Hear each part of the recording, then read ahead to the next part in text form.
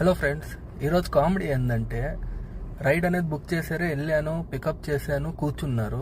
Just 5 metres ముందుకు వచ్చాను, signal పడింది. ఆ సిగ్నల్లోనే వీళ్ళు ఏం చెప్పారంటే కస్టమరు, సార్ రైడ్ అనేది ఎండ్ చేయండి, మేము ఇక్కడే దిగేస్తాము, ఇక్కడ వర్క్ ఉంది మాకు అన్నారు.